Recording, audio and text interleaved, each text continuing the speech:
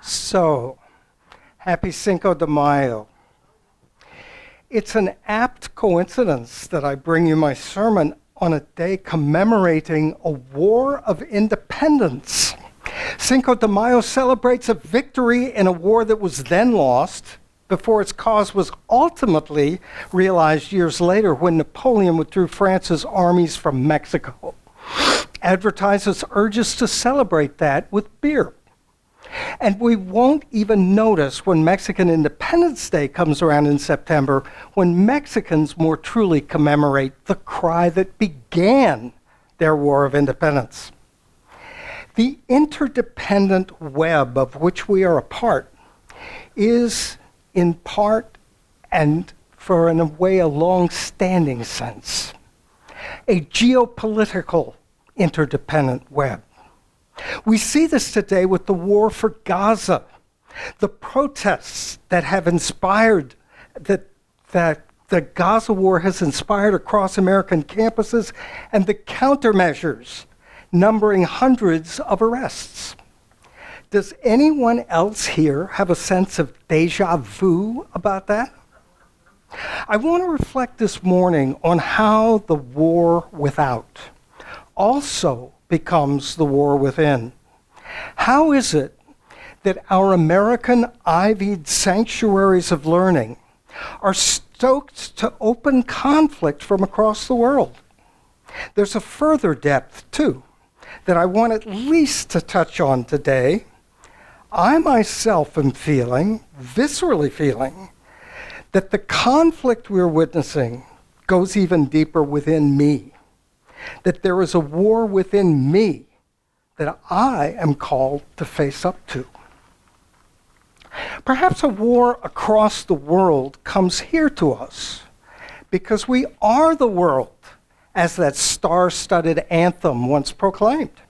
Like it or not, and many emphatically do not, America is a nation of many cultures, a nation unumed out of the full gamut of national origins. Our ever-instant, hyper-connected techno-senses even invade us with that insistence all day long. There is no escaping our global character. It wasn't always so. Humphrey Bogart's Rick asks, if it's December 1941 in Casablanca, what time is it in New York? Sam says his watch is stopped, but Rick adds, I bet they're asleep in New York. I'll bet they're asleep all over America. America, of course, woke with vengeance with Pearl Harbor. The geopolitical order into the next century is often called the Pax Americana. At the end of World War II, maps were redrawn by the victors or by the new United Nations. The British would end their mandate in Palestine while the UN tried to settle a two-state solution, which was rejected and refused by Arab states as not an appropriate compromise given that it was their land, and refused also by Menachem Begum's Likud, who refused it on the grounds that this, after all, was the Holy Land for the Jews. The British withdrew, and it's been various temperatures of war ever since. The victors played with Southeast Asia as well. Asia theater advisors to the U.S. team lobbied for an independent Vietnam. But the European Bureau was more persuasive. We can't have our ally France weakened by removing part of its colonial empire. All's well that ends well, right? So there was never a peace between the state of Israel and its Arab neighbors, or the state of Israel and its Palestinian subjects. This is not a new war, but it is a new cycle of resistance and repression, of atrocity upon atrocity. Many have seen another kind of war in America. For decades now, a culture war. Ours, too, is a conflict of politics and of religion and of identities. Consider those college protesters against American support for Israel. It would be hard to clearly specify what the cause amounts to, The placards, gestures, and methods, even the motives, may differ widely within a single student-driven protest. What does seem clear to me is the cultural divide within America against which the protests and arrests are unfolding. Yes, it is a political divide. Yes, identities of nation, race, and religion are very much in play. But these are uprisings on college campuses, not in retirement homes. The Gaza protests are the uprising of the young. This is Generation Z.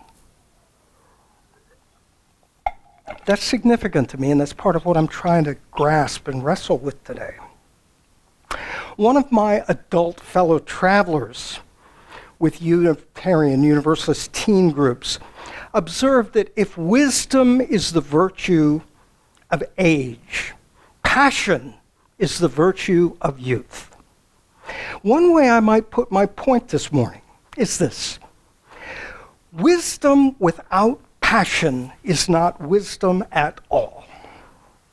Wisdom must, I say, find a way to keep alive passion, to make that passion its own, and to be true to its own passion, as wisdom, even as wisdom. Those of tender years may yet come to their wisdom.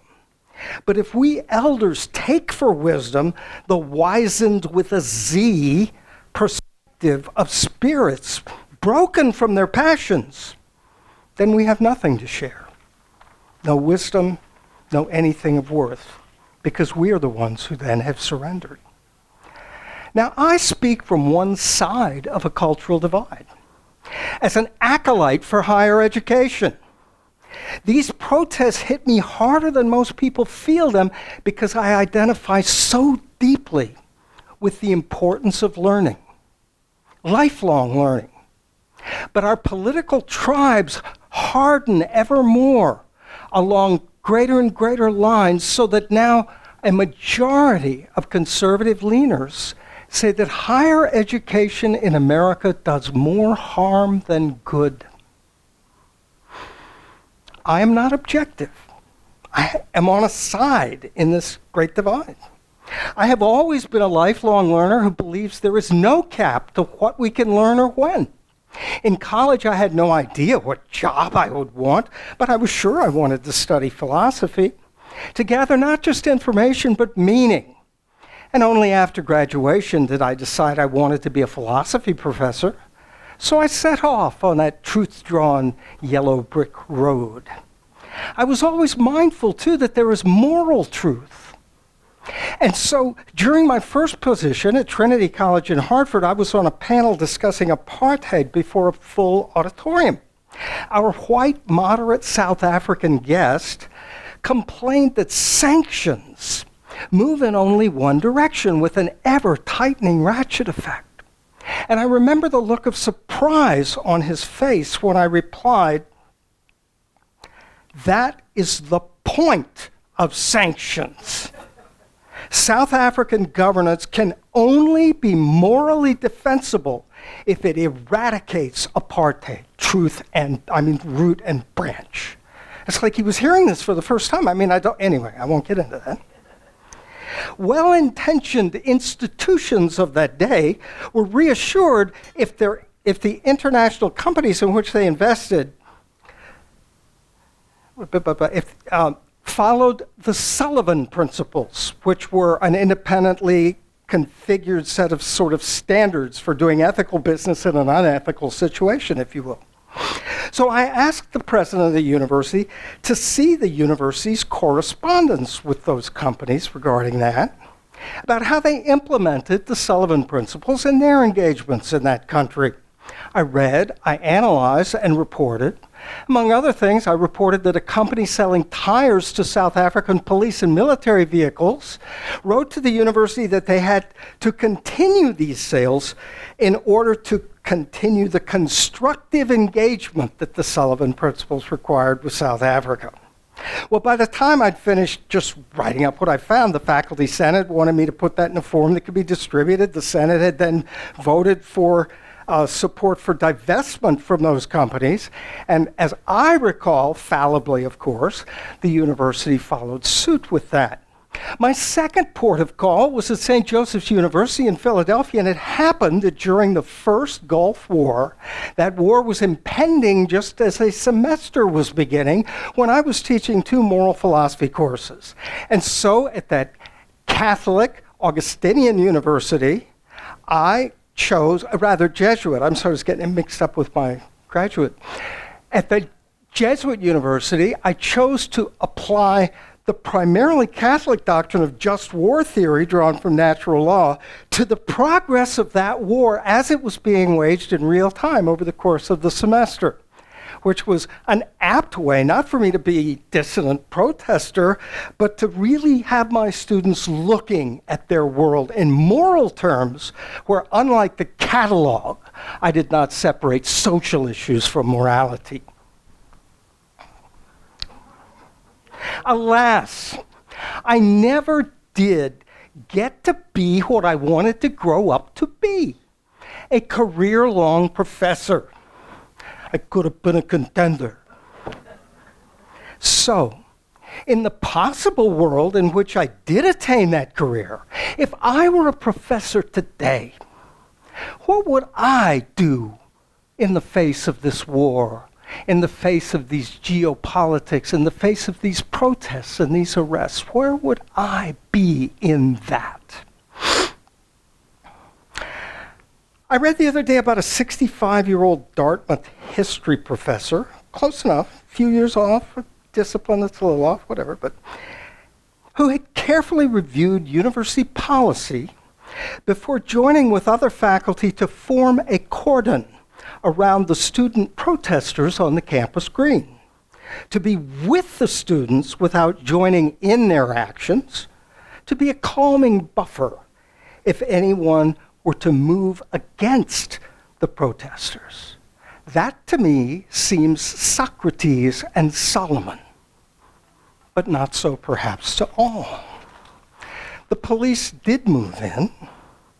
They grabbed her phone, knelt on her back, zip-tied her wrists, and carted her off to jail with the protesters. After all, the charge was criminal trespassing. She told the Washington Post the zip ties were so tight, the pain in her wrists so excruciating that she begged them to loosen them. Everyone, all of them, arrested for criminal trespass. She was released on bail on the condition last week that she not return to campus. I don't know where they were in their semester. I assume grades were in, maybe not, graduation, whatever, but in this universe, with no hot dogs on my finger and that kind of, in this possible universe, the actual one, I was not there. But the passionate youth that I once was will not let me look away from that. This is one of those there but for fortune things for me. What then must we do? Perhaps the protests have died down with graduations here and with the summer filling student calendars, perhaps. But I also read of concern looking ahead a year to the following summer, when the Democrats will convene in Chicago, of all places, to nominate their presidential candidate. This frightens me. That feeling of nauseating, scary, sickening, dreadful déjà vu. You may recall the history of that convention in 1968, which drew anti-war protesters nationwide to have their skulls cracked open by Mayor Daley Sr.'s police department. That didn't turn out well for the liberal Democratic nominee, Hubert Humphrey, who was branded accomplice to LBJ's Vietnam. The law and order candidate, Richard Nixon, won, partly because he had a secret plan to end the war. So those to the left of Joseph Biden who conceive him to be not the best thing for America are in a position very similar to those who thought the same of Hubert Humphrey. And I would align Biden's politics on a liberal conservative scale very much near where I would have put Hubert Humphrey and where I still do. In any case, Richard Nixon did win, and after all, he had a plan to end the war. It turned out that his secret plan to end the war was to invade Cambodia, expand the war, and call up more troops. Why didn't I think of that?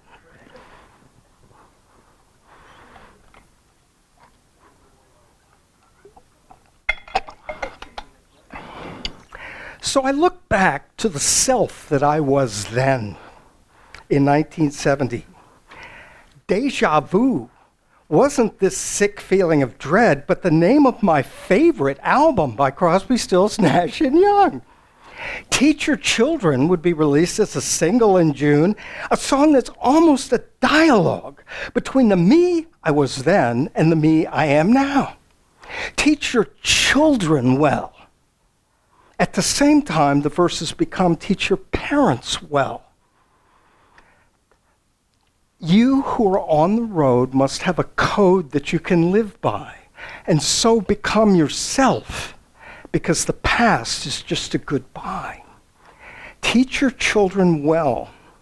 Their parents' hell did slowly go by, and feed them on your dreams, the ones they picked, the ones, gosh, that's why I had it written down. And in any case, the thing that threw me off, almost like there's a bathroom on the right, the classic Creedence line, was the one they pick, apostrophe S, the one you know by. So the one, the code, the dream, the set of orientations that they choose, that, their choice of that is the truth that we get out of that. And vice versa, as they're flipping the audiences around of the younger and the older. In any case, that song for me resonates with this linkage that I feel between the who I was then and the who I am now. I feel like part of me that was then has something to teach the part of me that am now. And that's what I don't want to look away from. When Teach Your Children was rising up the charts, the same band, Crosby, Stills, Nash and Young, released a brand new single, which you would never do in terms of self-interest, but they wanted to get a new song out. A song that had the words, "For Dead in Ohio." Because 54 years ago yesterday, May 4th, as many of you recall from reading in history, on the Kent State campus of Ohio, National Guard shot and killed 4 students, as well as wounding numerous others.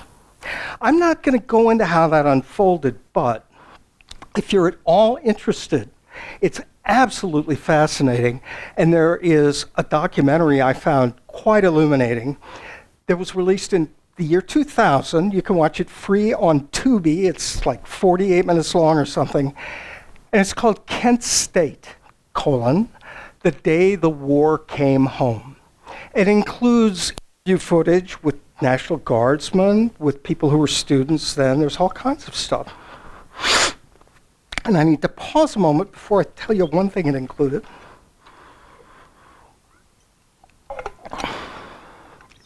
Oh, the 4 students who were killed were all about a football field away from the National Guard. It wasn't exactly self-defense. One of them was an ROTC student walking to class. Another important point, the majority of Americans who were surveyed about that incident said that the students bore more responsibility than the National Guard. That was the majority view of those Americans surveyed in 1970. One student in this documentary described how, after they were closing the campus and getting the bodies to the hospitals and morgues and whatever, when her father came to pick her up She says, before his hand left the doorknob on his way in, he told me, I wish they'd killed them all. And she said, but Dad, that would have been me.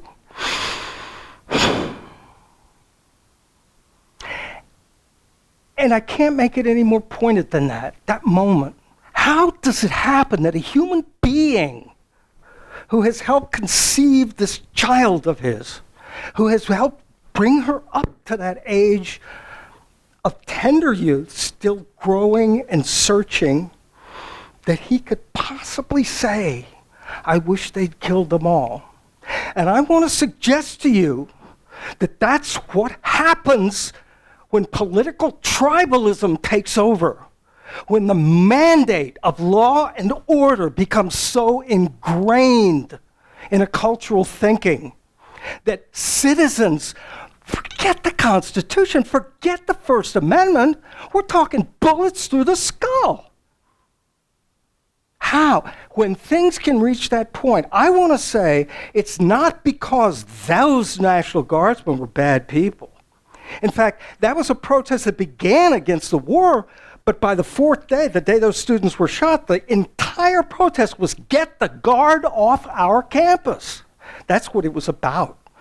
Anyway, again, I won't go into any more details except to say, out of that, because I chose to kind of wrap things up coming out of this instead of some of the other stuff I was going to do.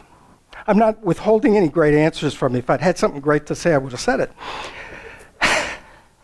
But as we, as Unitarians, in the spirit of Martin Luther King's observation that a threat to justice anywhere is a threat to justice everywhere, as we look ahead to the scenarios that may unfold in our America over the next months, we need to look not only to the great big issue, we need to look at the fact that if the forces of law and order can make us accept that a 64-year-old teacher can be zip-tied on her own campus and forbidden to return, that they've already won. I want us to think not just of the people of Palestine, the Gazans. I want us to think about the students who are crying out for justice in their world in the same way many of us did who are old enough. Maybe some of you in-betweeners are less part of that. But I really deeply feel that for me, what it comes down to is that line from Ohio. That thing that I have to face up with comes down to, how can you run when you know? Thank you.